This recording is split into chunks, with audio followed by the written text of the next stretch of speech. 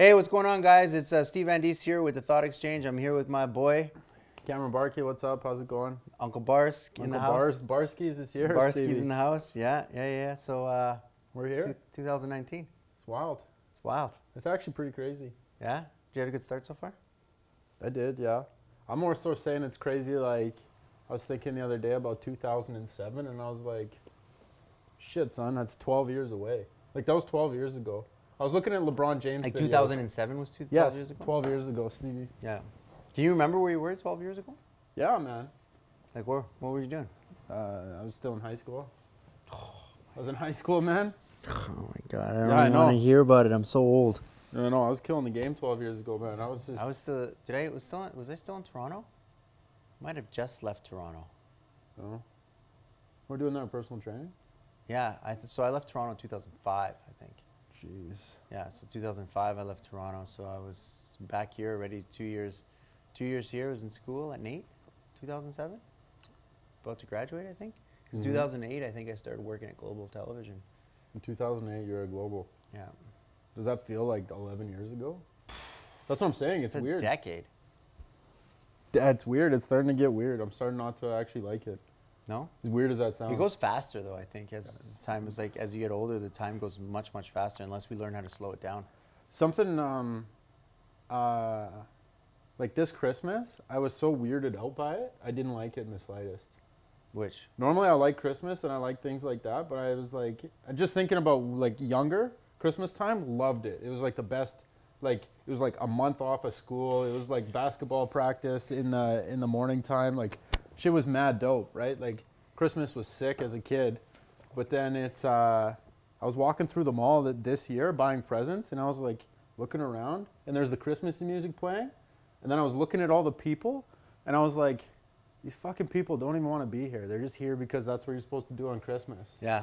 Right? And it was like a bunch. It was like mostly men, to be honest, because this was like the last couple days. Yeah, this was like Christmas Eve, but everyone was stressed out, and I know they didn't want to be there. They were just like running around like, the fuck do I get my wife? Like, oh man, what do I? Oh man, does she want? Like, they didn't want to get anyone anything. I could totally tell. Yeah.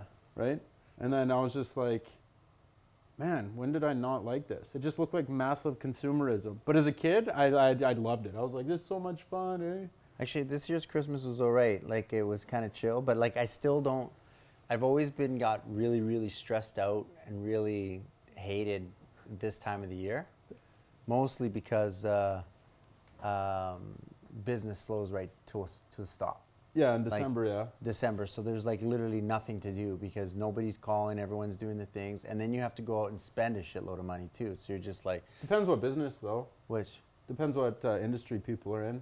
Christmas I'm talking is about like myself. Oh, you're talking about yourself. I'm talking about myself. I'm just like, yeah. My business just completely comes to a halt. Like, nobody's doing, unless you're getting Christmas parties and stuff like that, but even that happens at the earlier. Once Christmas hits, I'm literally like twiddling my thumbs. Water, eh? Yeah. I'm dead in the water until this first week of January, waiting for that phone to ring again. And, you know, at that time I'm reorganizing, cleaning things up, and you're just like... Yeah. Well, if you know that's going to happen in December, you could just use it as a time. And even for people watching, if you know that your business goes through certain areas, you can use that time still effectively. Like, oh yeah, we're going to be slow in this area, but then that allows me to have more time in this other area and focus on these side of things. Remember when you were saying today, you have to give away things in order to receive more? I was saying that? Yeah. You said you're maybe going loopy. Was I going loopy at that time? I think he's going loopy. Steve Van Dies here. Actually, no. I'm not you gonna. You can. I could say it. You can say it. Oh, okay. Yeah, no worries. Yeah. Steve Van Dies is on a fast right now, so he's just not eating. And if you actually watch, we have an episode about intermittent fasting. So THCshow.com, shameless plug there, but we do have an episode about intermittent fasting, and then actually Steve and myself. The reason I'm bringing this up is because when I was 120 some odd hours into my fast that I did about 3 weeks ago, I was getting a little loopy. So I was just saying, like, Steve's about 100 and some odd hours into his fast, and I don't know if he's going loopy or not. But anyways, I feel the best right now I've ever, like, out of the whole thing. Like, the hardest was, like I'm telling you, the hardest was the first 12 to 24 hours. Mm-hmm. That was, like, ever since after that, it was just... It was good, eh? It's been good. It's been, like, I feel lighter. I feel like my energy... The one day that I went to work, Yeah, I worked and I was like at 5 o'clock. Like I worked from 10 to 5, like literally was shooting all day. And then I came home and I was done. I was like, I threw in the towel at 5 o'clock. Yeah, your energy is just low. Which is not normal. Yeah. But I haven't been taking naps. Like I'm feeling good. The first couple of days I took a few naps because like I was just like, when you get really hungry, you're just like, I'm gonna go sleep. I'm gonna sleep this off. Yeah. But day 5, it's like, actually day 6. I'm pretty good. Stevie's now into day 6, which is pretty wild. And yo, Temps, I see you. Tempest, what up? Thanks for joining. We got Temps on board here. Temps, she just gave us a real talk. She says real talk. Yeah. Yo, Temps, what up? Thanks for joining. Yeah, so I guess in this episode we wanted to talk about New Year's resolutions. Yeah, that's what we're talking about. I guess this kind of starts like I don't know why I started the fast on my New Year's. I was going to start it on the 1st, and then I started going to church, and they started talking about fasting. So I was like, oh, this is kind of interesting. Like they're coinciding. Kind of aligned. It's kind of aligned with everything. So I was just like, okay. So they were starting on the 7th. So I decided, you know what, I'm going to do 7 days. So I started on the 3rd, and then I realized my math is wrong, and I'm actually doing 8 days because my math is completely wrong because they're going till Friday. And then Buddy was telling us that James is like, if you're going to do 8, might as well do 10. Yeah, and we were talking about this fasting shit. Like, it was just so funny. Like, I always say, like, yeah, we're just listening to some dude on the internet because, like, I don't know how many like real doctors. Well, not real doctors. I don't want to discredit anybody. Yeah. But like real, like I have X like PhD this after your name actually like approves of fasting. Other than that Dr. Fung guy. Yeah. You know? I don't know. Like realistically, like I started off because you're telling me about the salt and keep the electrolytes. I did salt the first day, and I also did the apple cider vinegar, and then. After that, something was telling me, I was like, yo, man, like the whole idea is to basically just cleanse your body and just have faith and not put other minerals in anything in your body. So like, I just didn't put anything in. I just got rid of all the minerals, all of the stuff, and just straight out water. And I'm just like, okay, just water. This is all you're getting. You know, I might at the end do like the flush we were saying. The flush we were saying, like do a salt flush and just like, because at that point I'm like, I don't know when I'll do another 10 days. So like it's like a perfect time to just. You're gonna go 10. I don't know. I don't know. That means you're at the halfway point right now. Can you double this? I'm past. By what, 3 hours? 2 hours? It was 6 p.m. Well, I'm on day 6. So yeah, you're right. I'm like, yeah, you're right. exactly half. I'm exactly half. So yeah. So yeah, I don't know. Like right now I feel good. That's probably like, who knows, in 2 days I might be like, yeah, no, I'm eating tomorrow. Yeah. I don't know when I'll break fast, but yeah, that's true. You'll just listen to your body. I just listen to your body at this point. Like I'm just kind of just trying to see what's happening. Like nothing's really changed too much. So, but I wanted to start the year off with a good start. I reorganized my closets. I went through. There's a whole thing about talking about like going through all your possessions and items and literally touching them and seeing if they bring you any joy. If they don't bring you any joy, get rid of it. Done. So like I cleaned house. So what's your definition of joy? Well, if you look at something, you're like, yeah, do I like this? Do I not like it? Like there was a bunch of clothes in my closet that I've never worn for years and years, and why am I carrying them around? Yeah. That was the one thing, you know. And then there's certain objects and stuff like that. Like it's harder for me to get rid of, I think, electronics. Like I more or less break them before I sell them. I know a lot of people who basically will buy stuff, try it on, and then take it back to the store. I've never done that. You know, like I think there's a happy medium. Yeah, they still leave the tags on it. I think that's more about being like cheap. No, some people just buy stuff and then when they take it home and they wear it and they put it on and they just realize they don't like it anymore. Oh, that's fine. And then they take it back. But like I'll buy something if I don't like it after the fact. I never return it. I never take the effort to go back to the store. That seems like a lot of effort. Actually, yeah, I can relate with you on that. You just buy something like, fuck, I guess I got this thing now. Right? Yeah. Like, it was cool, but depends. If it's like an electronic or it's something that's broken or doesn't really serve you justice, like a piece of clothes, you're like, okay, I guess now I got this too. Go wear it. Yeah. Whatever. So what about yourself? So let's go through some of them. We got health. We have family. Spirituality for goal setting. For goal setting, yeah. You have financials and work. Yeah. What else we got on there on that list? That's about it. Is that it? No. Yeah.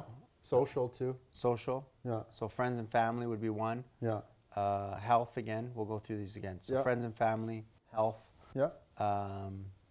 Which would include your diet and things like that. Yeah. Your work, Yeah. Work and then financial. Yeah. financial. Yeah. So those things. So like, which one are you focusing on right now? Currently on health. Well, actually, all of them. So Yeah. what I did was normally. So you know that time between Christmas and New Year's, and it's kind of like this dead zone time, Yeah. right? Okay, so when we're I talking didn't know what to do. the dead zone time. I didn't know what to do. I love Like- the dead zone like- time. Just take it and run with it. Yeah, because nobody's doing anything. Like Yeah, no, everyone's just like. that's when you're supposed to relax and chill though. Like you work your ass off. How many days, months out of the year? Yeah, yeah. Like we don't, like you and myself, we don't really operate on a normal schedule. It's just when the work needs to get done, it's got to get done, and that's Saturday, Sunday, Monday, Tuesday. It's every day of the week. Yeah, right? yeah.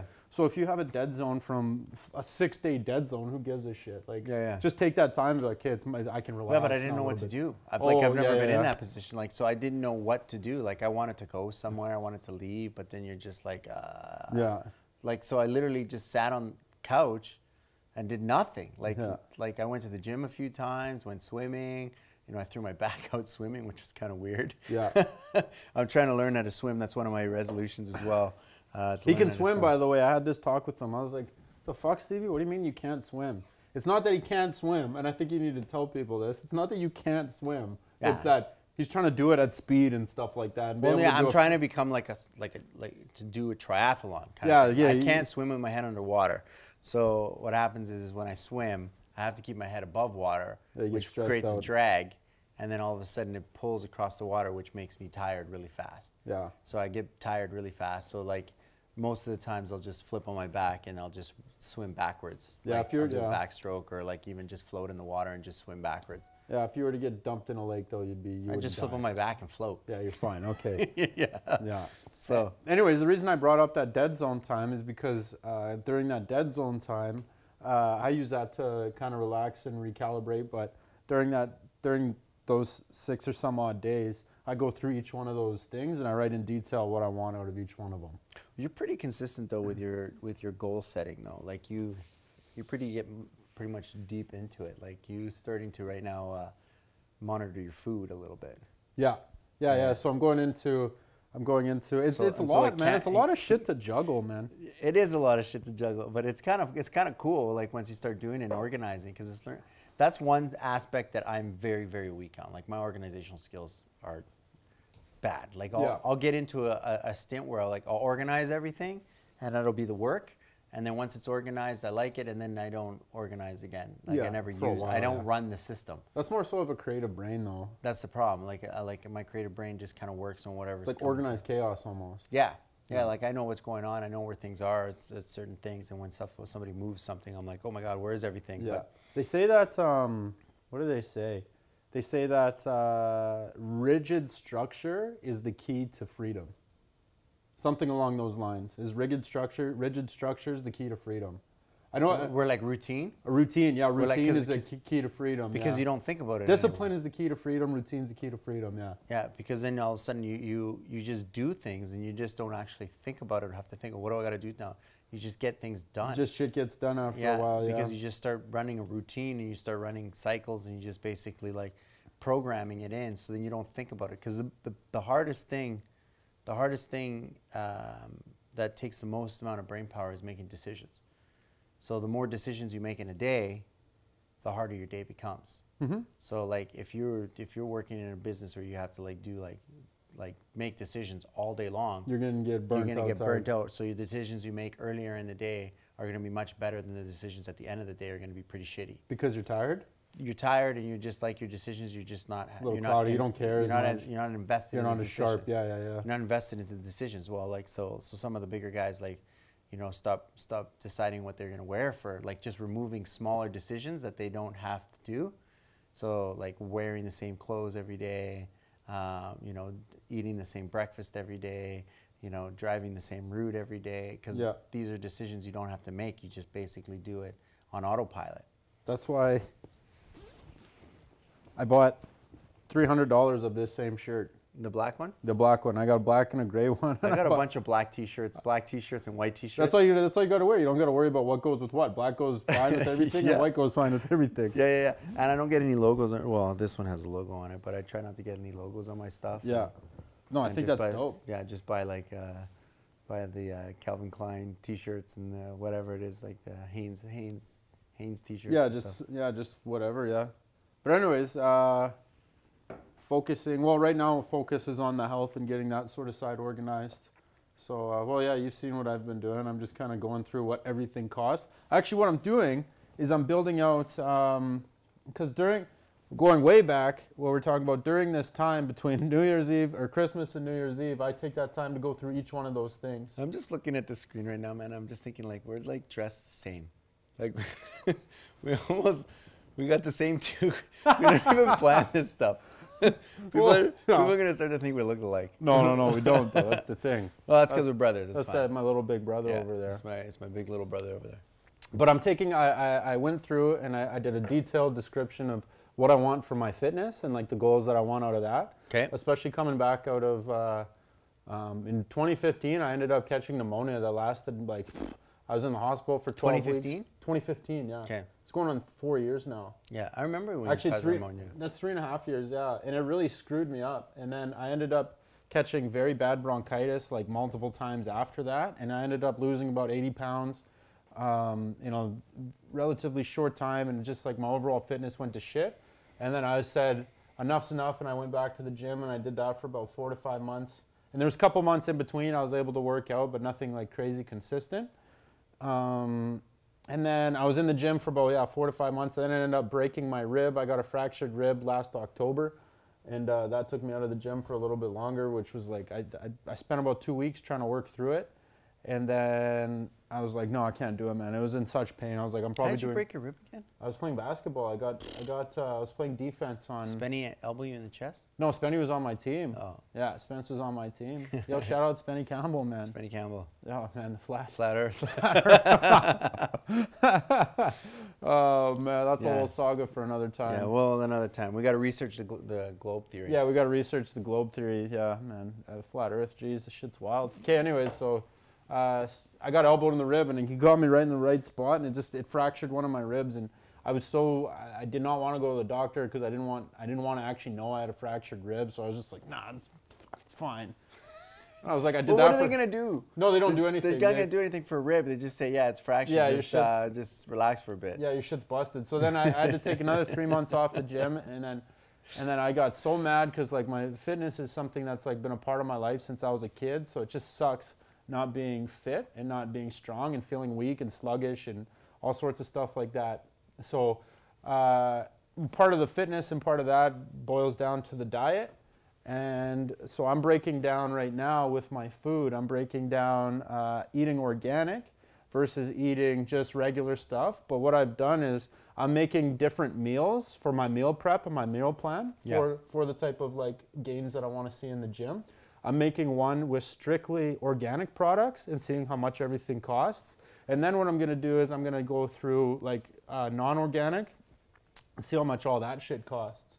So I've broken it down to how much one mushroom costs. I was thinking about like how much everything costs. Yeah, like it's. Yeah, I think the mushroom at the organic spot was what, 18 cents. It was 18 cents a mushroom at the organic spot. I haven't done the non-organic, but what I'm finding with organic is the protein, like the meat. And if anyone can comment actually, because I need help with this, if anyone can give me a suggestion for a type of protein that's not as expensive as chicken, steak, or fish. Because I'm going to these organic places and I paid $22 for 2 chicken breasts. I can't, like it was just like, it's pretty wild, $22 for 2 chicken breasts. And I bought a piece of salmon for $19. That's crazy. Dude, the prices are insane. They're insane, but. That was a juicy breast though, it was pretty thick. Yeah, but $22? $11 a chicken breast. You can if go you to ate both. You could probably eat 2 chicken breasts in one sitting. Yeah. So it's like $22 meal right there. Boom. Yeah, and you can go to Walmart and you can get like 1, 2, 3, 4, well, 5. you can get one of those boxes full of like frozen for $23. Yeah, like full frozen boxes of like all these chicken breasts. Yeah, and you have I don't know how good that is for you though. That's what I'm saying. Like I want to see the difference in price, and I'm going to eat all these meals. and I'm gonna see what I can get as far as nutrient value and energy out of the one meal. Did you start with the organic and then go to the crappier food and see if you feel a difference? Yeah, I'm gonna make my Instead of body do it really. the other way? Yeah, I'm gonna make my body feel really, really good, and then see if I can make it feel shitty. Well, don't make it feel shitty. Well, but not try shitty, to but match it and see if you can do it with a cheap. Because like we said, we worked out the prices, and like for 2 meals a day, you said you were averaging about five. No. 2 meals a day. It's about $7.75. So, but most people eat 3.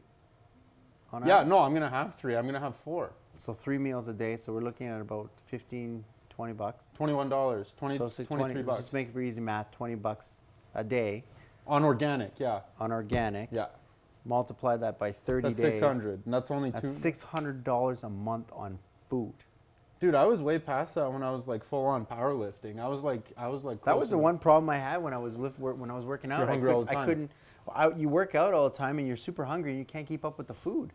You can't keep up with the food. It's too expensive. Like Oh, no. it's too expensive. Like I remember when I was full time training and stuff like that. Like it was so hard. I wasn't making enough money to basically.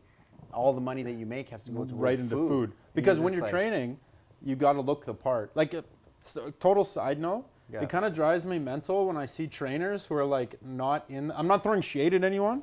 Like, They're like usually if- the best. They're like coaches, though. That's the problem. That's the difference. I think so. Yeah. So like, because it works both ways. I've dealt with like the trainers who are like kind of chubby, have the most knowledge, and the trainers who are basically like ripped, just train themselves, but they don't know how to.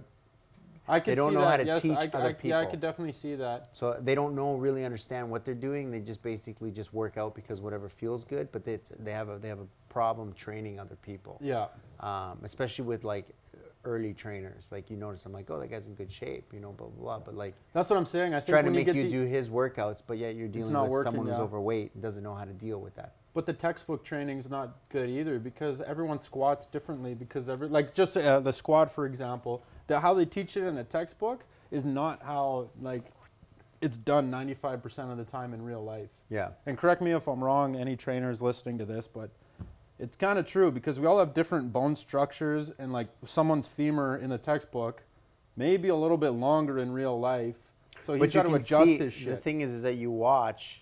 So when you watch it for the squat, you watch to make sure that everything is in the line. Yeah, you make the line. But some trainers, sometimes I see trainers not doing that. I'm like, that's a textbook squat, but you're gonna kill that guy's knees. Well, not even that. Like sometimes you're watching, like their backs all messed up, like they're lifting with their backs. Yeah, and it's like, what are you just doing? Weird stuff, like, or it looks almost like a good morning instead of like an actual squat.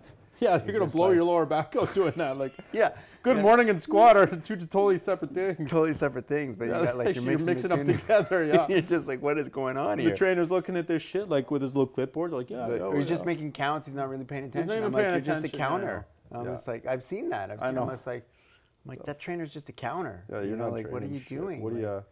So like, but yeah, to each their own. Sometimes people just need someone to hold them accountable. Yeah, that's what I very found. true. And I found most of the times I had to stop training because I became a psychologist. I wasn't even a personal trainer. I was a psychologist half the time. I'm like, man, I didn't want to hear about people's problems. You know. Well, but when we had Kevin on the show, that was like one of the biggest parts of it. it's the biggest part. It's like, you know, like psychology behind it. It Yeah. is. It's all psychology because like the reason why people don't work out has nothing to do with their physical. It has to 100% It's to up do in with here. the software. Yeah, And the that's true. discipline and the mental blocks that they're having. Yeah. So like, because it's the hardest thing, like dealing with your own mental brain and your brain telling you what to do when you know, letting your flesh. What did Buddy say? Tempest says tofu. Tempest, is tofu a good source of? Does tofu have anything in it? I don't know. Just Isn't people, I think Temps, are you trolling me right now? Isn't tofu just like a bunch of nothing inside of it, or am I totally out it's to lunch? soy, isn't it? Yeah, I don't want to grow boobs, Temps. Like, I'm not eating no soy. What do you think this is? Trying to get my estrogen growing up here. No, Temps, I'm trying to get rid of boobs. Okay, I don't want them. Not on me, Temps. Okay, so we got health. Okay, no. We're talking about. I see this, but we're talking about eating and having enough money. I want to finish this because you're saying like not having enough money to get your calories in. No, I'm just like training. no, but I'm just like $600. That's not even a lot, food. man. Well, no, I'm not saying it's not a lot. I'm saying like $600 is fairly reasonable. Like when you start getting up into the thousands, Like 1,500 is what I was spending. I was around 1,500. Yeah, that's a lot. I was pounding back like there'll be people who watch this who can attest to the diet I was on, and it was crazy. It was 12 eggs a day. I'm wondering if we can get away with like doing like a $5 a day meals. I could probably not. That's what I'm saying. If someone can get organic protein, like shoot me a message of where good organic protein's from, because Like what's if you killing cut me. meat, if you cut meat out of your diet, you might actually like be able to save a ton of money. Yeah, because that's what I'm finding is what's the most expensive is the organic shit.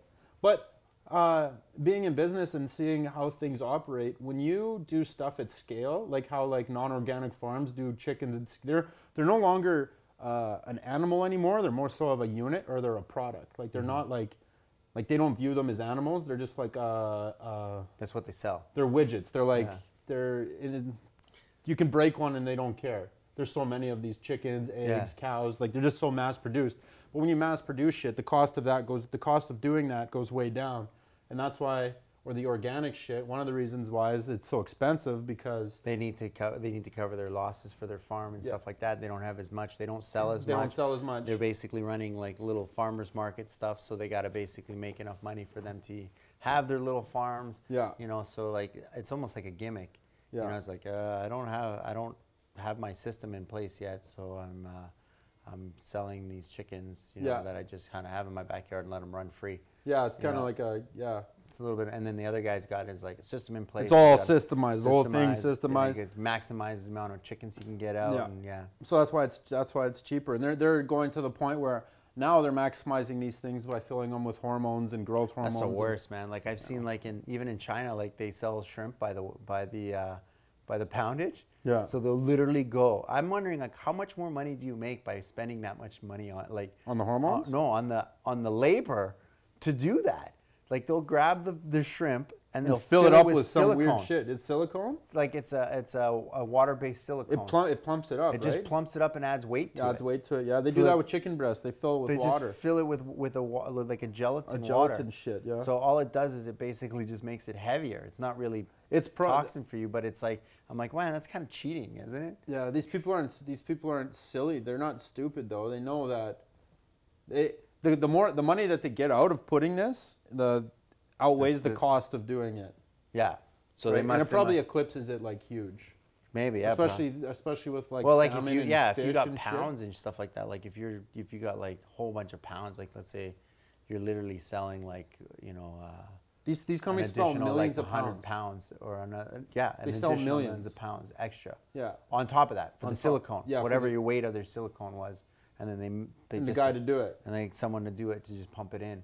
So who's there has to manage it anyway. So as he's managing each one, he just pumps it in real quick. Silicone costs you pennies. It's all it is nothing. But they're selling it for more because it's in the shrimp. Yeah. So each little pump probably. So they're not even making money on the shrimp. They're making money on the silicone. They might even be making money on the silicone. Yeah, it's crazy. But that. Hey, Jason Prescott, what's up? Thanks for hopping on board, man. Missed you too, buddy. Thanks for coming on board. Yo, Jason Prescott, do you have any ideas for organic protein sources that's not meat?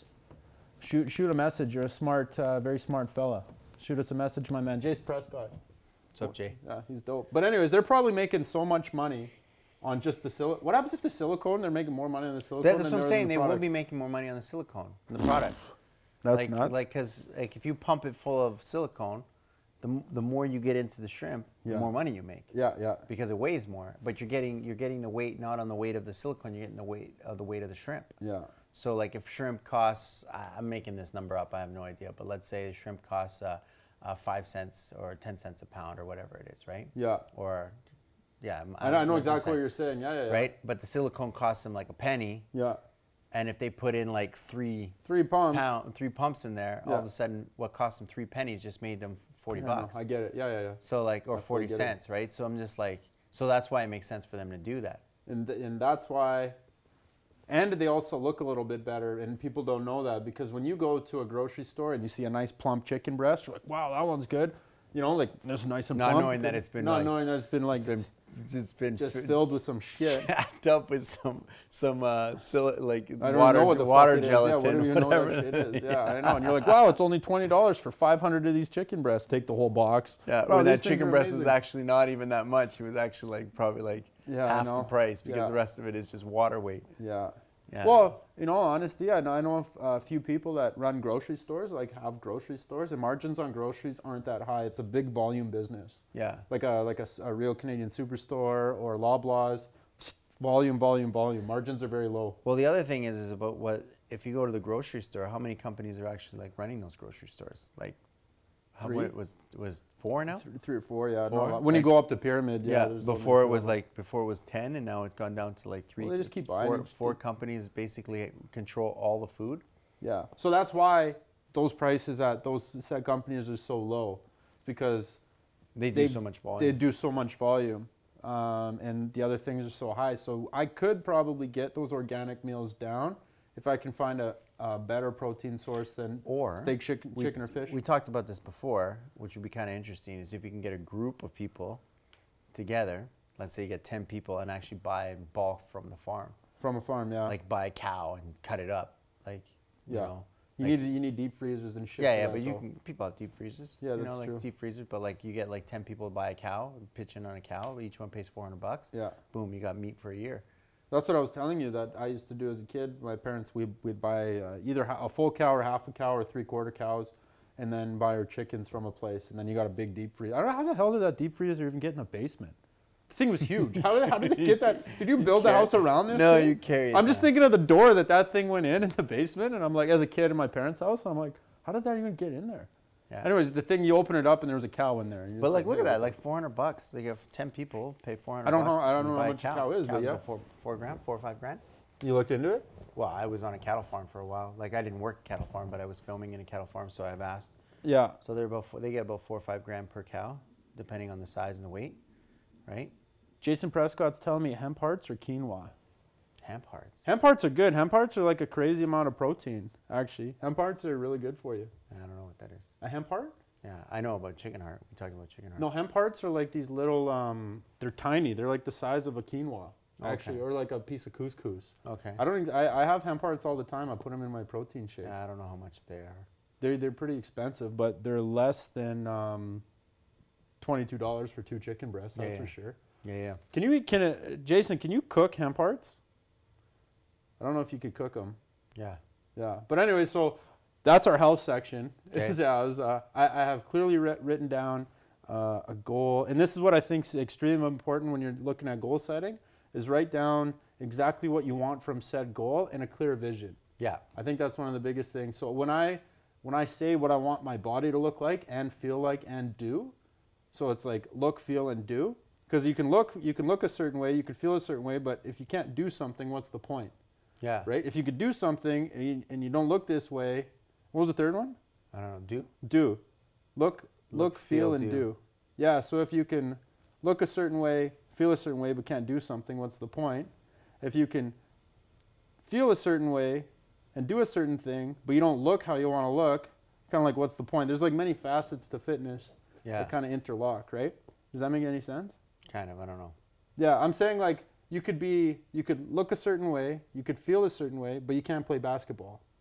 Like you're not athletic. You can't do what you actually want to go out there and do. Okay. Like you look good, you feel great, but like there's something that you've done in your training that doesn't allow you to do. That kind of mixes it into the whole thing about the 3 circles. When you match the 3 circles, you have to match your passion to your opportunity to your desire. Yeah, there's like a sweet point is what I'm saying. Your opportunity to your skill set, right? So, So if you have those 3 circles, so if you draw it out as put as 3 circles and then they have them over interlace, in the center is the sweet spot where your passion, your ability, and your opportunity all meet. Yeah, exactly. Because sometimes you might be, super passionate about, let's say playing basketball. Yeah. Super passionate about playing basketball, and you even have a good ability to play basketball, but there's no teams to play for. To play it on it, there's no point. Yeah. And that's kind of what I was saying. Or else you have an opportunity to play basketball, right?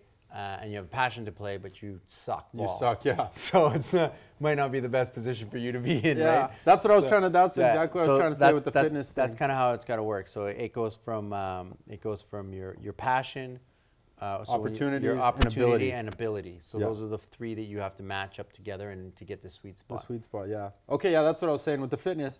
Anyways, I visualize in each one of those areas the be, look, and do. Yeah.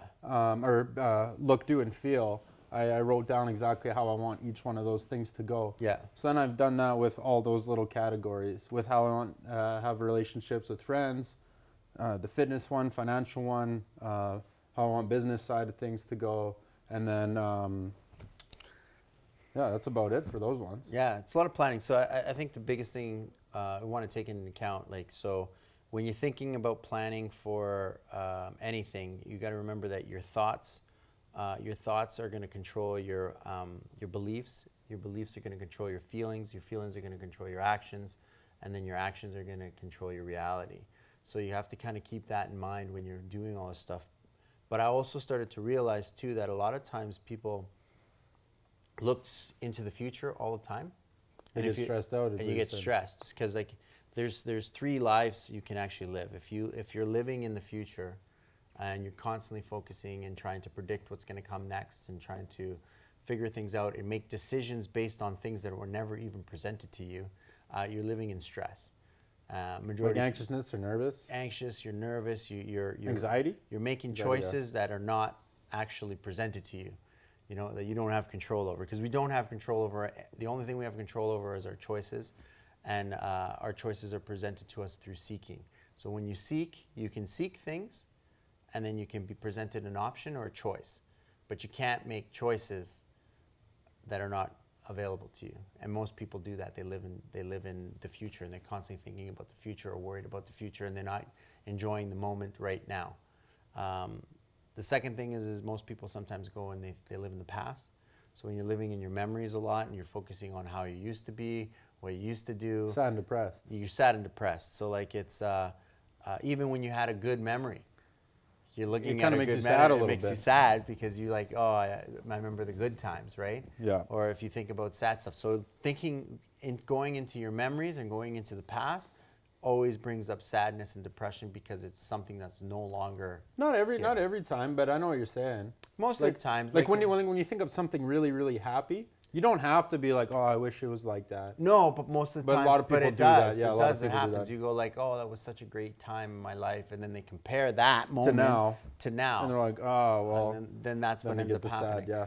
But when you live in the now, and you focus on the choices and opportunities that you get in the now, that'll push you towards the vision. So the main thing when you're goal setting is important is to decide where you want to go and who you are at that time, and then make every decision and every choice in the today that'll put you towards push you towards that direction. That's it. That's all you can do. That's all you have to do. Never think about it again. Never try to figure out how to get there.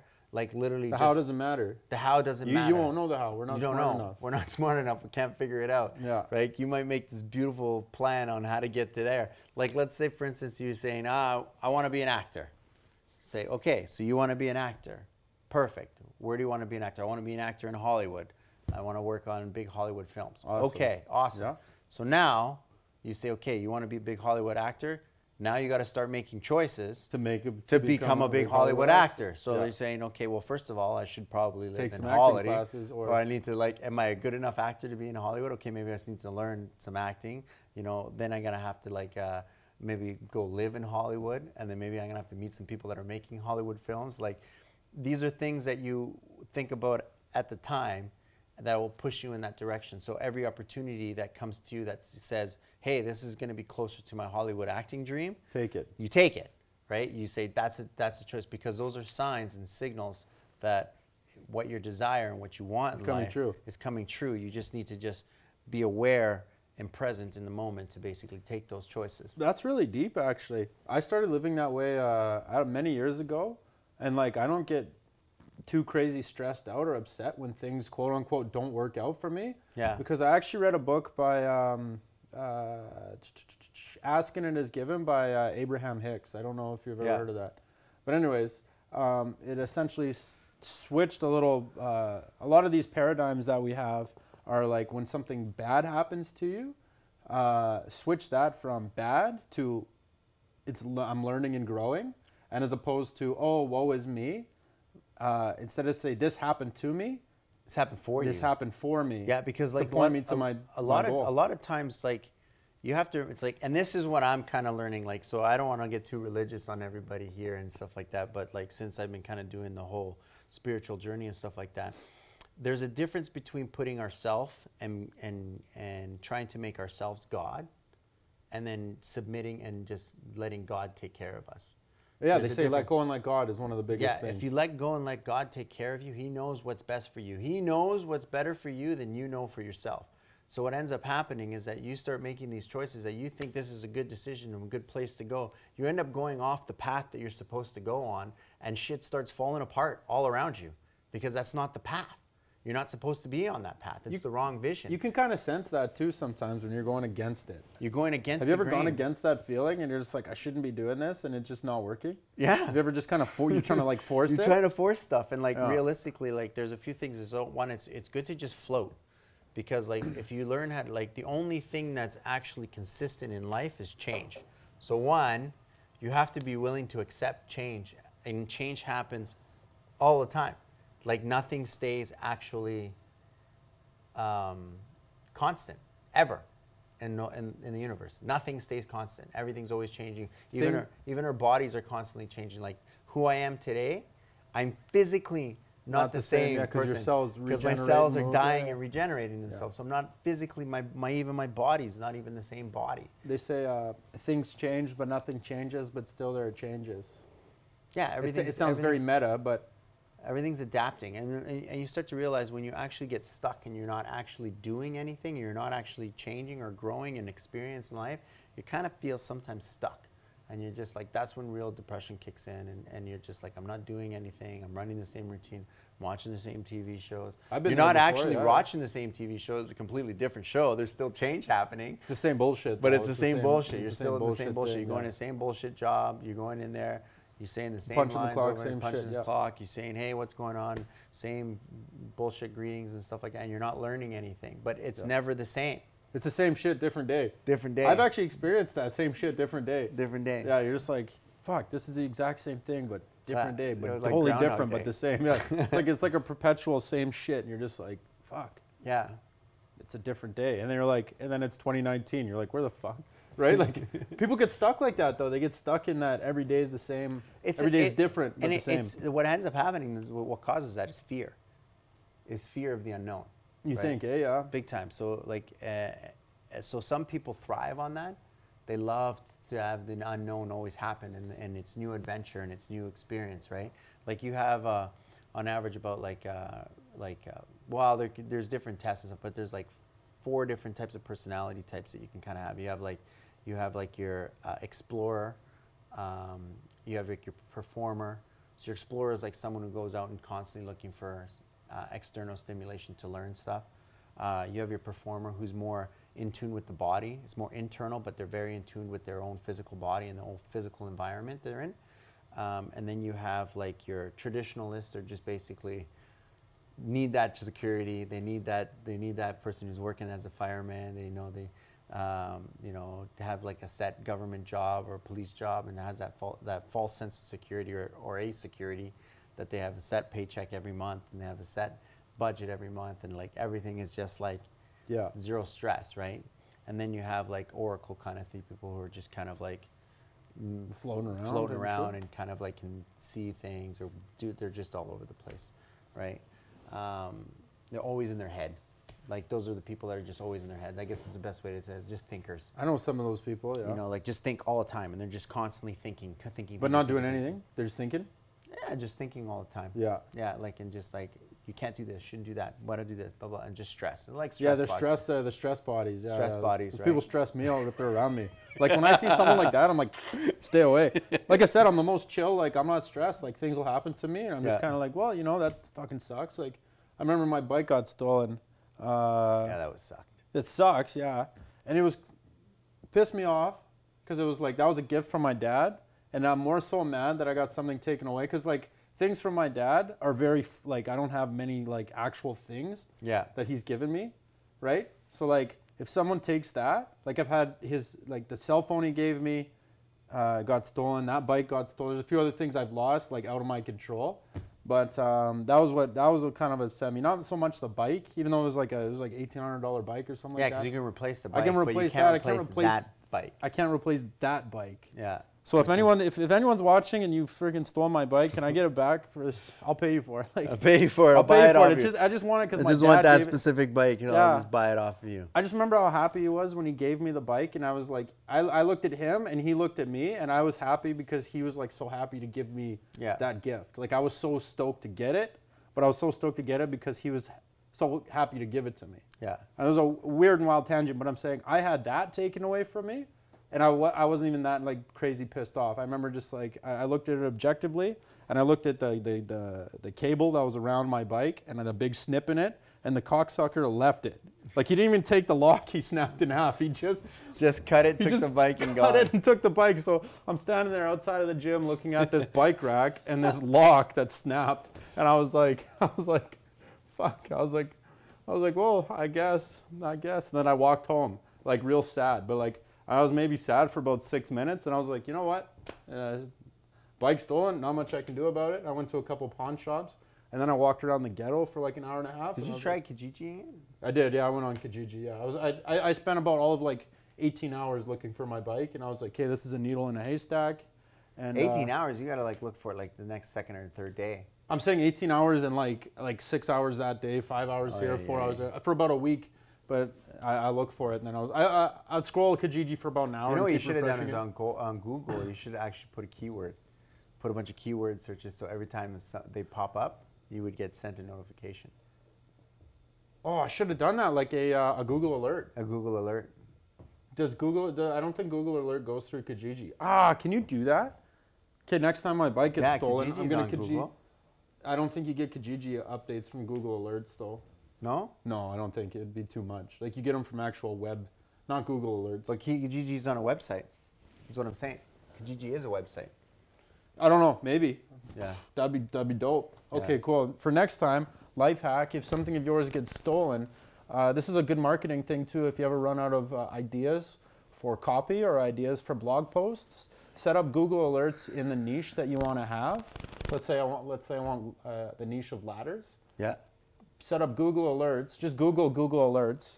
Set up the key phrase you want to get notified. Google will send you a ping and an email every time that something pops up, a news article, a post about that certain subject. About whatever you want to learn about. Yeah. So if it's ladders, and you're selling ladders, or you got a blog dedicated towards ladders, you can set a Google alert up for ladders, biggest ladder, best ladder, ladder this, ladder that, the ladder convention. I don't know.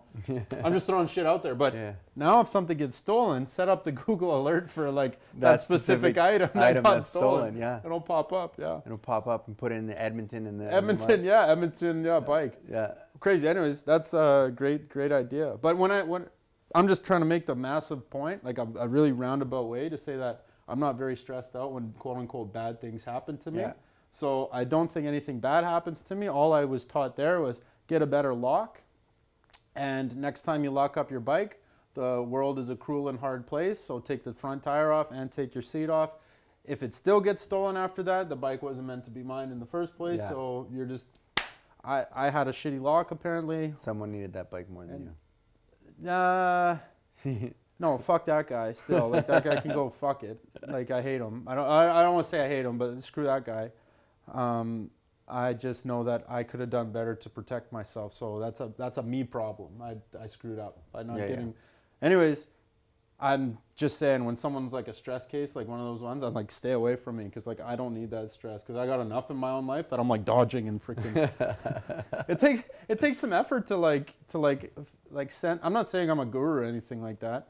But it takes a decent amount of effort when something completely shitty happens to you and then like letting it go off your back, you know? Like it's like being like the duck, I say. Yeah, being the duck. And just let the water flow off your back. Yeah, a lot of flow off your back. You're very good at doing that too. Like some. Well, I've gotten really better now. Like really, really good at it. Like it's been surprising. Like I haven't been feeling other people's energy lately. So it's been like I haven't been affected very much. Yeah. So I've been able to stay in like this Zen state. Zen state where I'm always happy and I feel really good and I don't really look for anything. And I think that comes to more in being content in your in the place that you are. Mm-hmm. So once you become happy and not needing anything, Yeah.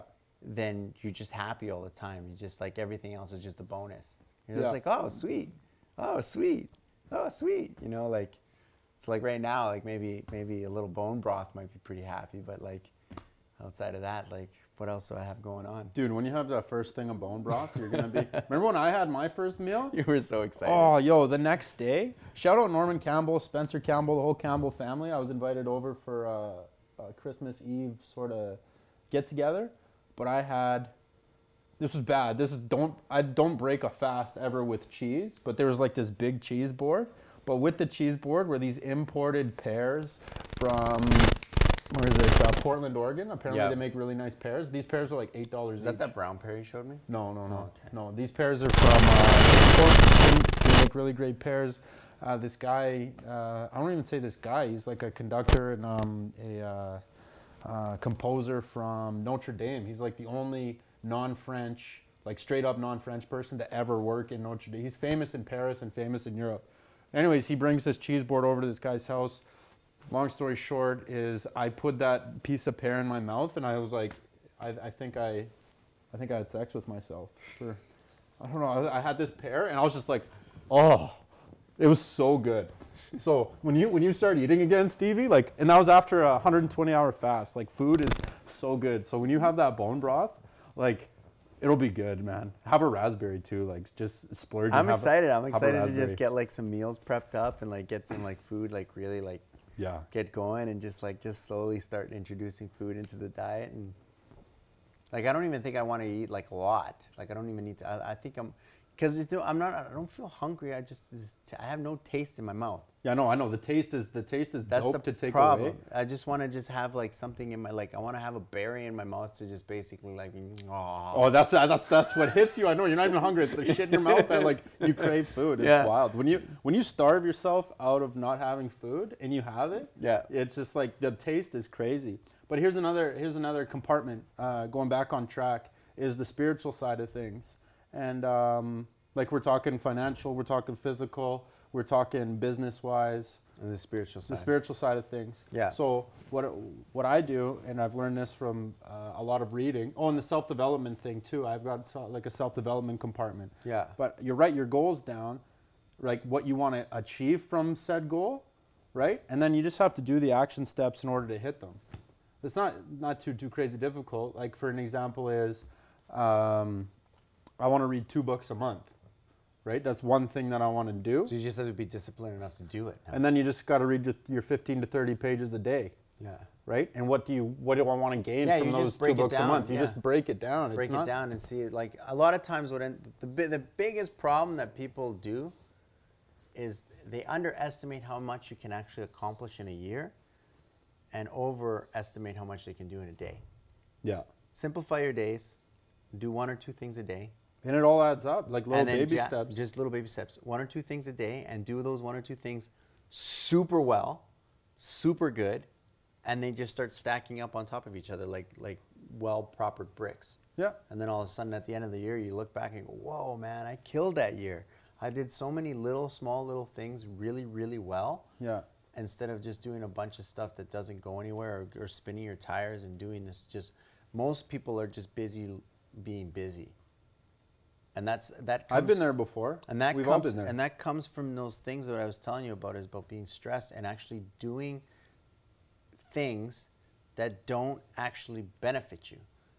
You know, stopping things that don't serve you. That don't serve you. So what ends up happening is you end up working in a sense where you're just like I'll give you an example. Like you're spending, let's say you're trying to look for work.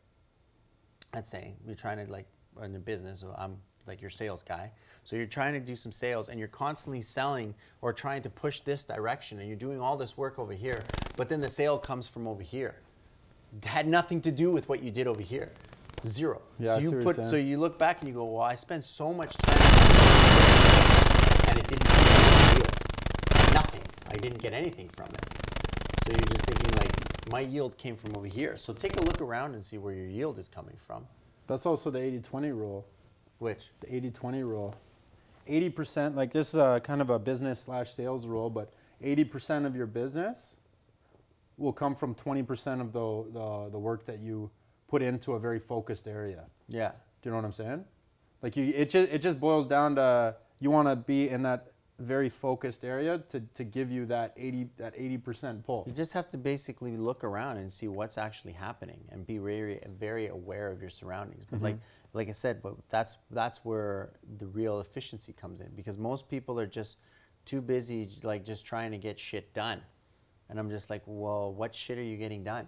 Yeah. Is it benefiting you? Like, are you getting shit done for what? Like, it's like organizing a filing cabinet over here and then taking that filing cabinet and then reorganizing it and putting it over here. It's like make work projects? Yeah, you make work project. You make more work for yourself than to basically just slow it down and just slow down and just do what actually benefits you. There's a difference between business and busyness. Yeah. I've done both. I've been like busy, and then you're just like, hey, this isn't really getting anything accomplished. Like nothing in the big picture is getting done. It's just like busyness. But then the real business is coming from leverage and making sales. Yeah.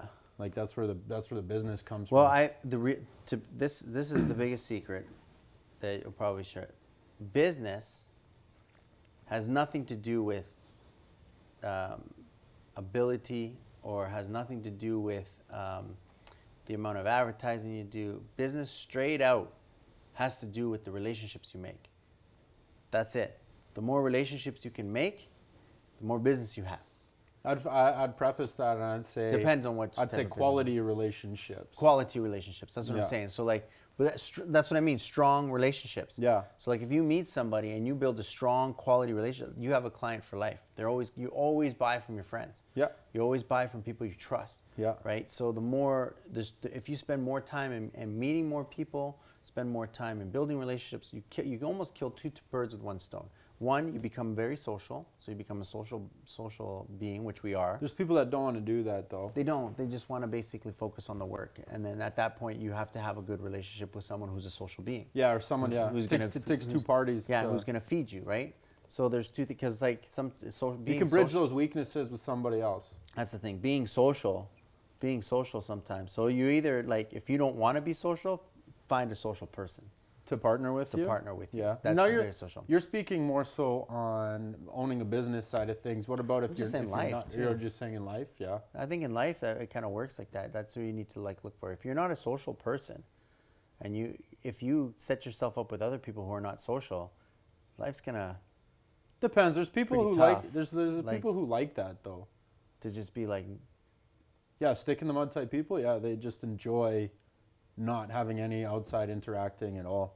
Everyone's wired differently. Yeah, I guess. I'm just playing a bit of a devil's advocate. Not everyone wants to go talk to people. Those are no, but that's what I'm saying. Like, not everybody wants to go talk to people, but like, let's say for instance, but people want to actually have things to do. Yeah. So if I don't want to go out and talk to people all the time, I need to find someone who likes to talk to people all the time. That's probably the best person to hang out with, because then I never have to say anything. Oh yeah, I see what you know what I'm saying? Yeah. So then I don't have to be social. I can be in those environments, I can experience those environments, and I can still live by myself. Yeah. Because I don't have to be forced to talk to anybody, because the person that I'm standing next doing to all the talking is doing all the work. Yeah, I guess. You know? That's kind of like, man, there's big tech companies that do that. It's like there's a figurehead guy who speaks. Here's a great example, UFC. The two brothers own it, right? Yeah. I'm not sure anymore, but they're those twins. Yeah. Right? Dana White is the guy who does all the talking. Yeah. Right? And then the mastermind guys. I'm not saying Dana White's not a mastermind, but I'm saying there's the two actual full-on owners here. But they're probably like silent owners, don't do much. I think they started it. I'm not even sure how much Dana White owns. Yeah. But I just know that Dana White is figurehead, and then there's all this stuff going on underneath. Those guys don't want to do what Dana does. Like Dana's good. Dana's good at just basically he's dealing with public relations. He's a promoter, so he doesn't deal with all of like the back end nerdy stuff or the car. He might make a couple decisions here and there. He might look at them and go, he'll veto some stuff. It'll be like, whoa, why are we partnering those two guys up? No, pull those apart. Give me a different one. Yeah. Bring me a different decision to make. You know, like he might do something like that, but he is not out there looking for them or making the phone calls. Like, hey, I don't think so. No. No, someone else is doing that. Someone else is doing that. Yeah, the two brothers, I think. once again, I'm not on the UFC obviously, but I'm Yeah. just saying that was a good example. Or like you'd have like a tech company, like there's like some guy who can speak, like Microsoft. There's what was his name? Bill Wozniak. Okay. Tim Wozniak. Correct me if I'm wrong. What's his name? Bill or Tim? Tim sounds more because you think of Microsoft, I'm thinking like Bill. No, there's Bill Gates, Bill and then there was Gates. the Probably Wozniak Tim guy. Wozniak sounds more. I forgot, how am I forgetting? I'm drawing a blank. But there's Bill who did the speaking, and Yeah. then the Wozniak guy did a lot of that other stuff on the other end. Yeah. Yeah. But anyway, so we have those compartments that we're doing, right? So we're just trying to better ourselves. So we still have family. Oh, there was one thing I wanted to ask you about too, like when you're goal setting, are you just doing the 1 year, or like, because like there's one thing that I did a 4-year goal set. Mm-hmm. I did one for what I want to accomplish by the time I'm 40. Yeah. I did one that when I want to accomplish like from 10 years. Yeah. And then 20 years. Yeah. And kind of like have those kind of set apart. So you could probably do the 1, 4, 10 is common. It's hard to see after 10 years. You don't know what the heck is going to happen. But like, Yeah. but it's good to like plan at least 10 years in advance. Say, okay, I usually have a 5-year cycle. I find, like every 5 years, my life takes a drastic turn. Yeah. Like drastic turn. Yeah. I've noticed that, like, where like, I spent 5 years, studying and being a personal trainer, and then all of a sudden, boom, that stopped, and I just dedicated my life to video production and building a marketing company. Yeah. Right. And now I'm like, boom, like my life's now completely doing another shift where I'm like moving into a different realm and different things. Did you 5 years ago? Did you see yourself sitting on TXEshow.com and talking about this? Oh yeah. No. Yeah, right. Get out of here. See, I haven't done any of those like 5, 10, 15, 20-year things for the simple fact is I don't know if I'll even be alive tomorrow. Yeah. I know that sounds kind of like morbid and wild, but like I know exactly what I want to be doing. The how, I have no idea. Yeah. So Well, there's certain things that I know I wanted. Like I know Yeah, I you wanted a wanna do. marketing company. yeah, exactly. Well, I wanted to work in marketing. Yeah. But I have I didn't go to school to be a marketer. Yeah. So I went to school, like I create marketing material. So I'm in marketing, Yeah. but I didn't go to school to study marketing. So Yeah, it's no. hard. It was hard for me to just go up to a marketing company and say, hey, you hire me to be a marketer. Because I'm just like, my skill set wasn't my skill set at the time. Yeah. My skill set at the time was Videography, production, editing, yeah. and editing. So like Post. I could work for a marketing company as a support team, Yeah. but not there. So then so I had to learn marketing, and I learned marketing by marketing my other companies, my own company, like different things, but through what I'm good at, which is production. Yeah. So that's kind of what I ended up offering everybody, and that's kind of but it was always marketing that I was kind of getting into, like where I enjoy. Like I remember when I was back in Toronto, a guy told me, he says, you're a salesman, like you're 100%. That's what you are. You sell stuff, and it's true. Like that's really, when you look back at everything, that's what I've been bred to do. Like everything that I do in my life is Boils down to sales. It's boiled down to selling stuff. Mm-hmm. It's hunting, looking for work, and selling. Even down to when I was like, in Toronto unemployed, I started off just trying to like knock on doors and trying to find jobs, and I was good at that. I was very, very good at that. Like my biggest problem when I was looking for a job was not finding a job; it was finding a job I wanted to do. That was my biggest problem. Like, and I used to have that argument with my mother all the time. She's like, "Just get a job," and I'm like, "That's not the problem. I can go get a job out tomorrow." Like. It's not the problem I have right now. Dude, my mom used to do that to me. I'm just like, you go get a job. And I'm just like, that's not my problem. I'm just like, I can go out tomorrow. I'll go get a job and I'll hate my life. I'm just like, it sucks. Like, my problem is I don't know what I want to do. Was it you and me talking about winning the lottery as opposed to, was that you and me? I don't know. I was having this discussion. I can't remember if it was you or me. And I was we're on a cell phone. That's why I don't remember if it was you or not. But it was essentially, the conversation was, I would rather, those people who are like 8 or 9 years old and they know exactly what they want to do when? Yeah. Like they're just like, ding. They're like, I want to be a paleontologist. And that's all they do. And that's all they do. And like, then by the the best time of it, they're 15 they're years old. They're like 17 years old and they're working with dinosaurs and they love their life. They don't feel like they ever work. Yeah, exactly. And they got a good job, they're getting paid, and they're literally getting paid to play. Yeah, I would have. Oh, it was Kaylor. I was talking to Kaylor Betts actually about this. If you, or that you do that, or not really know what you do through life, but then just win the lottery. Yeah, but you don't know what to do. I know. I'd rather be that 8-year-old kid who's just like Knows what to do. I just am the best at this, and I love it. I'm Yeah. gonna be like, see that guy, those lights there? Yeah. Imagine if those were all handmade or something like that. I think those are handmade. But like some guy, like that's all he's been doing for the last 30 years, and he has not done a day of work in his life. He wakes up every day. He's like, sick. I got to make these fluorescent lights for people. I can't believe people are paying me I can't for believe this. They're so this stupid. is so stupid because this is so much fun. Yeah. Those lights are $800 each, and I love it. I'd rather do that than win the lottery. Yeah. No. Well, it's true. I think that's the one thing that people struggle the most with. Is purpose? It was the one thing that I struggled the most with. It was the hardest thing that I was dealing with. Right. I remember when I was in Toronto, I had like this moment where I got fired from a job that wasn't my fault. I wasn't even at work. Someone else screwed up and I wasn't even there. And I got fired from a job that I didn't even like. And then I was thinking to myself, why am I doing this? What am I doing with what am I doing? Like I was working in a restaurant. I was working as a bartender, and I stayed. My shift ended at 5 and it was done. And the bartender was supposed to come at 5. Oh, and you stayed ahead. You stayed. He said he couldn't make it in. But I said I'll wait till I'll cover you till 6 when the next bartender comes. But as late as I can because I got a hockey game after. Yeah. So okay. So I stayed till 6, and by that time it was mid rush, and I was just like, I gotta go. I'm late, and I bounced out. I already gave an extra hour of my time, you know, like. And then you got fired for leaving. And then I got fired because like the bartender that was there at night was complaining that he was working by himself and he was all screwed up. And then someone ordered pizzas. And I'm like, I don't know anything about pizzas. So there was like a manager that was a new manager ordered a takeout pizza from the bar, right? And then didn't pay for it or didn't know what it was about. And so these pizzas were sitting there and they were like, what are these pizzas all about? And then because it was done from the bar, they assumed that I did it. And I'm just like, I didn't order any pizzas.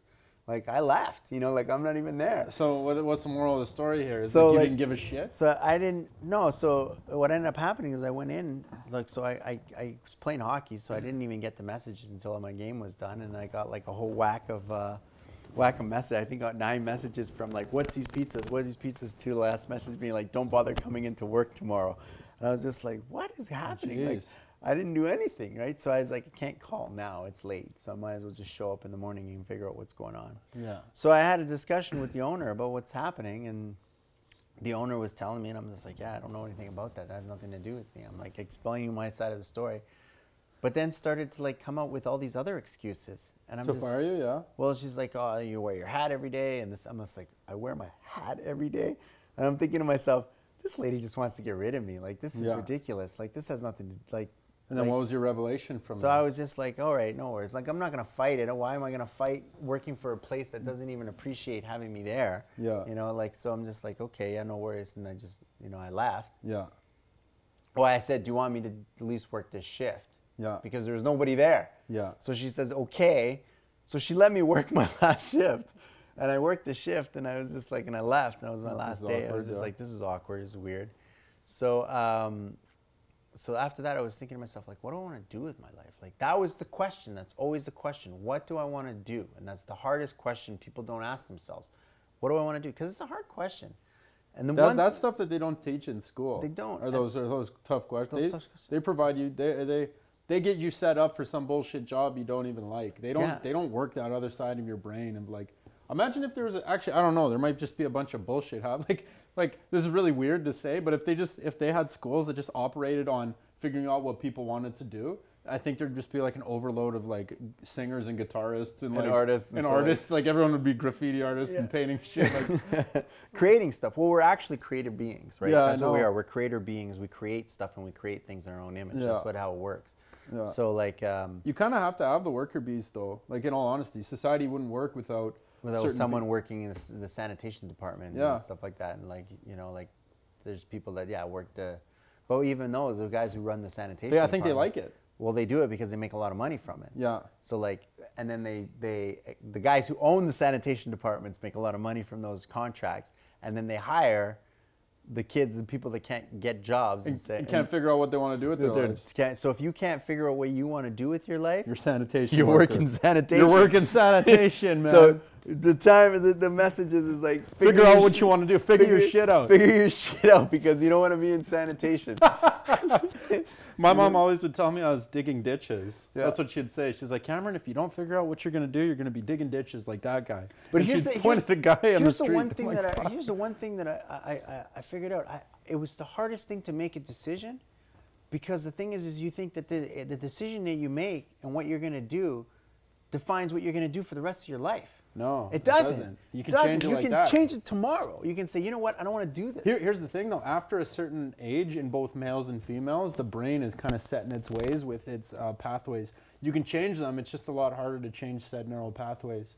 That's like you can teach an old dog new tricks, but it is very, very difficult, and it takes a lot of discipline on the side of the person who wants to change. Well, you start to know certain things that you like and you don't like. My life right now, I would never work. I can't work hard labor. Yeah. I can't do it. I work really, really hard, but me, physical labor, they don't go hand in hand. No. Like, I need to be thinking all the time. I need to be kind of. Yeah, I know exactly what you're saying. I'm a problem solver. That's what I do. Like, I solve problems. Like, you need to give me a problem, and I'll need to look at your problem and figure out a solution for it. That's where I but shine. not in a carpentry standpoint. But not in a sense where it's just like, okay, you need that wall replaced. Okay, like, I can do it. Let's fold up this thing, and I'm like there and holding the drywall over my head or putting it up. That's not what I do. There's people that love working with their hands. They love. We need those people. Those people do that love it because it's sometimes it's like it's rewarding. mindless work and it's rewarding at the same time. Mindless in a sense that you're not thinking about what you need to do. Depends what level you're in of said mindless work. It goes from the architect all the way to the labor guy sweeping. Yeah. I think the labor guy sweeping is somewhat mindless, but then you got the carpenters, your journeyman carpenters, your craftsmen, like that's not it. You got math equations. Like, they do solve pretty good. Like coming from that architecture background, like just seeing the things, like even looking at what we're looking at right now, like I look at things differently. I'm like, shit, like that's a lot of freaking, like these beams here, like structural beams, like it's really cool how they build buildings and stuff like that. Yeah, but like, so you got to think about that. Like you have to have a skill set for it. Yeah. You know, like like I said, every job is different. Every skill set's different. You just have to know what your skill set is, and that's the main thing, is just to learn what your skill set is. So when you're younger, when you're like 17, 18, even younger than that, like even 10, 11, 12, like if we could teach kids to just do everything and find something that you like, and then whatever you gravitate to that you enjoy doing. I heard Big Hoss. If Big Hoss ever listens to this, he put a quote up on his Instagram account, and it was, is it Sir Winston Churchill? And the quote is something along the lines of, the definition of success. Everyone has a different definition of success, but his is, the definition of success is going from failure to failure with the same amount of enthusiasm, not losing your enthusiasm. So as a young kid, trying as many things, failing at a shit ton of them, or just knowing that that's not what you want to do until the one hits. That reminds me too, that's the same thing as like what Dave Chappelle said, What? right? I mean, Dave Chappelle said to his dad, he goes, Dad, not everyone's going to go to Hollywood and become successful. Oh yeah, and because he wanted him to be an accountant or something, right? Or was that Jim Carrey? He was a teacher. A teacher, yeah. And he goes, well, it depends on what your definition of success is. Yeah. Like if I can go and be an actor and make a teacher's salary out of it, what's the difference? Then I'm successul. Yeah. Right? If I make the same salary as you, I'm successful. Yeah. Like it's your definition, right? Like, so, and he goes, yeah. He goes, it's true. Like, so your definition of success is not necessarily like, and some people don't even look at monetary value as being success. Like, some people don't value themselves as that. Like, I know a lot of times people look at that, and society kind of looks at how successful someone is with how much money they make. How much money they have. But like, you look at some people who have a lot of money, they're neglected in a bunch of different areas. They're not very friendly to be around. Their health's not in good shape. They're rude. That's because you're juggling all of those things that we just talked about. There's only 24 hours in a day. Yeah. Granted, we all have those same 24 hours, but like, you're juggling your health and fitness. You're juggling your relationship with your family. Yeah. You're juggling your friends' relationships. You're juggling your relationship with yourself. right? You're juggling juggling your the spiritual finance. side. You're Spiritual. juggling the finances. You're then juggling, if you're a wealthy person in finances, you now have a business. You're juggling that side of things, right? That's a lot. That's 7 things. That means you have 1 day for each thing. Those are full-time jobs on its own. Like a professional bodybuilder or a professional athlete or a professional fitness person, that's all they do 24 hours a day. They think that, they do that, they do this. This is why it's important to be aware of your environment. You will become a product of your environment. So if you want to be a specific thing, if you want to be a fireman, Get around some firemen. hang out with firemen. If you want to be, and like hanging out with firemen, all of a sudden you start building relationships, and when the opportunity comes, They call you. they call you first because they know that you're looking to become a fireman got instead of the some- guy on the resume paper that they've never met. That's where the relationships come into play. Relationships are big in play, but it's depending on what it is you want to do. If you want to be a paleontologist, hang around paleontologists.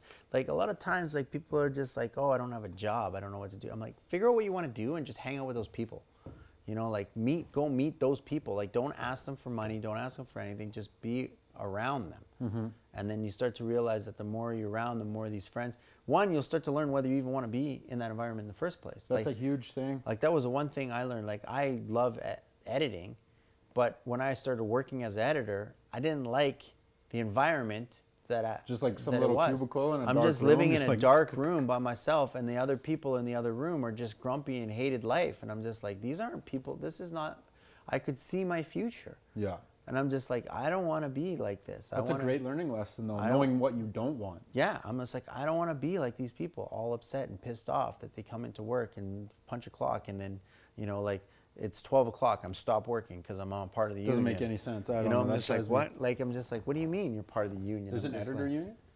There's like, yeah, there's like a media union and stuff like that. geez, There's I didn't know like that. union department stuff. Yeah. So that's the thing. So let's kind of like wrap some of this stuff Yeah, up. we'll and wrap it figure, up. Yeah, Figure it out. What are the main takeaways that we got here? The main takeaways that we've kind of gone with is, well, I know we were joking about it, but figure out what you want, right? That's And not this a is- joke. That's a straight out thing. I know, That's to me. That's the most That's the important main thing. one, right? Because if you don't know what you want to do, someone else will decide it for you. I know, but that's why we were like, figure your shit out. Figure your Remember that? shit Figure out. your shit out, or else Figure- you're a janitor for Yeah. the rest of your life. Right? No hate on janitors. It's so funny. He's talking to this camera there, but just so we all know you're up there. Oh yeah. We got everyone kind of going at the same time. Anyway, so the figure your shit out thing is one of the biggest ones, and I think a way that you can do that is just do as many things as you possibly can, because you'll start learning different things of what you do want and what you don't want, right? And one of them's bound to take off, right? But don't get stuck in one thing for an extended period of time where that's who you end up becoming. Yeah, you can Right? change at any time. That's the biggest thing too. Like you don't need to. And this is the one problem that I had too. Is like I realized like younger, I was like, I had trouble making a decision because I didn't know whether I wanted to do that for the rest of my life. The rest of your life is pretty long. You don't need to decide for the rest of your life. Just say, you know what, I'm going to do this for the next year. That's it. And then see what happens. And see what skills you And get from it, commit to a year. yeah. And then you say, you know what, after a year, I didn't really like it. So then you say, okay, do something else. Commit to that for a year, right? And do that. Oh, you know what, you might not even last a year. a lot of- Sometimes you might last half an hour or half an hour. You might last 6 months and you'd be like, I don't like that at all. Yeah. Or like even first job, you're like, yeah, this is definitely not it, Yeah. right? Like, but you don't need to say, this is what I'm going to do for the rest of my life. Because if you do that, you're going to end up sitting there and thinking and thinking and thinking and doing nothing. And doing nothing, yeah. You know, like, and you look at Arnold Schwarzenegger. Arnold Schwarzenegger decided he wanted to be the best bodybuilder ever, or he wanted to learn English, and he made these choices. But like, look at like, he made them, and then he committed everything that he had to that one specific goal. I actually might give him GOAT status. What's GOAT status? Greatest of all time. You think so? He's done quite a bit. Like he's accomplished. That's why I might give him GOAT. Like that's nuts, he's- actually. He's mastered everything Immigrant too. outside. Couldn't of even it. speak English. Yeah, he couldn't speak English, so he learned English, right? That was his first thing. He came to America, right? Those are two big things. Those two things. Especially at that time. He wanted to be the best bodybuilder. He invented an industry. Yeah, bodybuilding. Who else? Okay, name me another bodybuilder as influential as Arnold Schwarzenegger. Louis Ferrigno wasn't even. He was competing with him. Even Franco's Columbo, no. Columbo, like he was with those guys. Yeah. No, name me someone before Arnold. Oh, nobody before Arnold. I don't know anybody before. That's what I'm saying. This guy invented an industry. Yeah. A multi-billion-dollar industry. Created it. Created it. Yeah. He single-handedly created an industry. Who couldn't speak English, immigrant, so keep going to what he did. So he did that, and then from there he became an actor. He said to himself, I want to conquer acting. I want to be Became the highest paid actor in Hollywood. Highest paid actor in Hollywood. Did all those action films, Terminator, tons of films. And then after he's done that, he's like, okay, you know what? Now I'm going to be a politician. And he became the governor of California. California, and became one of the best governors California's ever had. Like I've never heard anyone complain about their politician. They're starting to. California's kind of fucking up right now, to be honest. Is it? Yeah, everyone's shitting everywhere. Like there's shit everywhere in California. Shit because of the fire? Shit. No. It's like just shit everywhere. Like there's a lot of the homelessness and heroin's just like rampant. Like there's a problem in San Francisco of everyone shitting. In San Francisco. Yeah, like everyone's just shitting on the streets. Google it if you want to. Google it. Holy smokes! I didn't even think about that. Like people just defecating the street. How much drugs are down there? The heroin's insane. The heroin's like insane. there must be there must be so much darkness in that town. There's not enough jobs and cost of living's way too high, and this is like policy that's been put in place. Yeah. Right. Yeah. But anyways, that's a whole other conversation for a whole other time. But yeah, just to wrap up those ideas is figure out what you want to do. And like Stevie just went off on a good tangent there about Arnold Schwarzenegger knowing what he wanted, and he just went out and made those decisions every day to do it. Arnold was in the army, and he wanted to be the world's best bodybuilder. He didn't take with him like certain things that other army guys would like take for luxuries. He actually took dumbbells with him, and he was in his tank with dumbbells. Did you know that? No. So he was in the army for a short time and took dumbbells in the tank with him, as opposed to like personal items. That was his dedication. But that's where he's making choices, because he committed to something. You just need to decide and then commit, and you're good to go. Yeah. So that's a massive one, is figure out what you want to do, and then create a clear mental picture of said vision in each one of those categories. So health and fitness, spiritual, like what does your ideal person look like in a financial setting? What does your ideal person look like in a social setting? Like the relationships with your friends, are they deep rooted? Are they meaningful? Are they amazing? Do they lift you up? Like write all those things down as descriptive as possible, the type of friends you want to have in your lives and the relationships that you want to have. Put that stuff in writing, and then that will flow energy towards you, which will attract to you those type of people in your life. And then whatever doesn't suit those, get rid of it.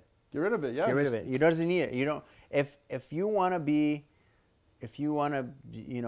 have super friendly friends and stuff like that. Anybody who doesn't fit these criterias, get rid of them. I was always taught to politely close the door. Is what I was kind of taught. You're never mean to them. Don't be mean to them. No, you don't have to be mean to people, but you just slowly stop associating with them. Like if you got friends who just party all the time and do cocaine on every Friday night and Saturday night, and then hate Monday, and then Wednesday they're doing all right because it's hump day, and then they celebrate because it's Friday, and then they're cocained out again for the next weekend. Like just don't go out.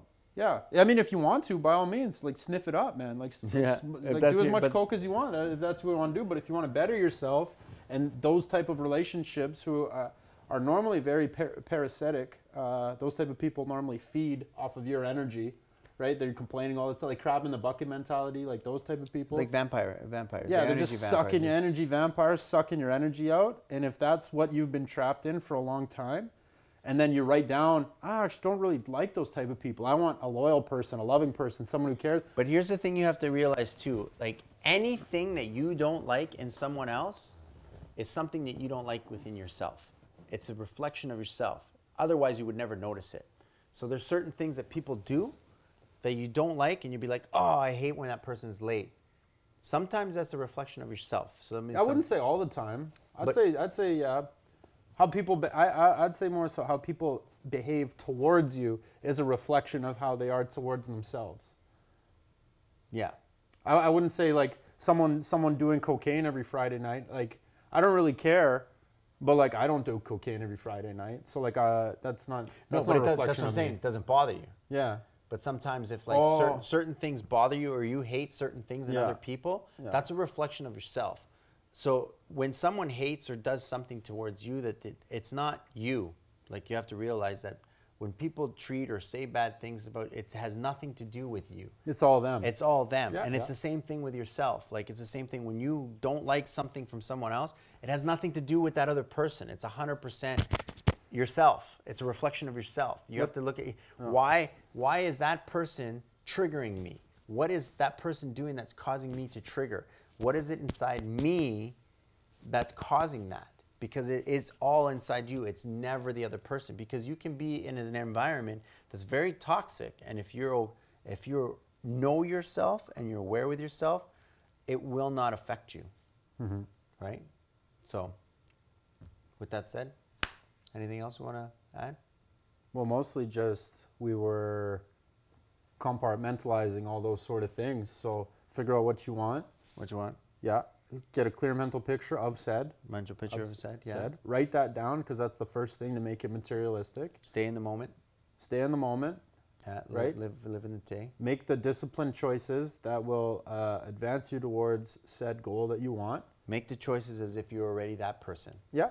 Yeah, make those decisions what that person would decide. And then keep those thoughts in your head and broadcast those frequencies out there. That helps sometimes to just post it up all around you.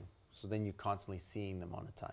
That keeps that frequency Yeah, it keeps that going fresh. Because when we go off into the real world, it's very negative and cold, and we're just inundated with advertisements and bullshit that's going into our brain that doesn't really serve us. Yeah. Right? So if you're around imagery or wording that's always serving just you, advertise to yourself. Yeah. You know, just advertise to yourself what you want and you'll be good to go. Yeah, exactly. So I think that's kind of wrapping it up for New Year's goal setting. Perfect. I love it. Set your goals. 1 year goal, 5 year goal, 10 year goal. Focus on those three right there, where you want to be in 10 years from now. Where you want to be in 10 years from now. Where you're going to be in 2029. I think it's more so the feeling of what you're going to feel like 10 years from now. I think it's kind of cool too to write it down and then look back at it too and figure out, goes, whoa, I actually accomplished this, or I accomplished more, or I can't even believe I wanted that as a goal. Yeah. You know? I think when I'm on my deathbed, I don't want to look back and be like, fuck, I should have done this. You never want to regret anything. That's the worst thing. You never get upset for doing something and failing, but you always think, what would happen? What would have if I did it? Yeah, I have a couple regrets, to be completely honest. I know people say, I have no regrets. I think they're lying. There's a few. But you always just learn, right? Yeah. Yeah, everything's about learning. And if you don't learn from certain things that happen in your life, you're not growing. You're just very stagnant. And there's only two things. There's stagnant and there's learning. You can't be both. It's the same thing in biblical. You can't serve two masters. Yeah. You can't be dead and you can't be growing at the same time. Yeah. Stagnant is death. For those of you, you can't serve two masters because you'll either make one happy or make the other one envious, or you can't be committed to two things at one time. Yeah. So if you're stagnant, you're dying. But you can't be dying and growing at the same time. No. Yeah. So if we're dying unless we're growing. So once Exactly. you stop growing, You're dying. You start to die. There's no middle ground in there. Yeah. So always be growing. And that is going out and doing a bunch of different shit, because you'll learn from all that shit. Growing and learning and keep moving forward. As long as you keep moving forward, you're always going to be alive. And that's the full circle. I think we kind of went full circle on it. Yeah. For those listening, I know for those tuned in right now, we just completed the whole thing, full circle. So beautiful. That was New Year's 2019. Happy New Year's. Everyone have a great 2019. Wish you nothing but success and happiness. I know we're going through a lot of tough times for 2018, but 2019 there should be a lot of changes and a lot of good things coming. For sure. Thank you all for joining. Take care. See you guys next week. Peace out. Peace. Fuck this shit. That's fucking bullshit. Every time you just gotta get up like a complete loon, eh? Jeez Louise.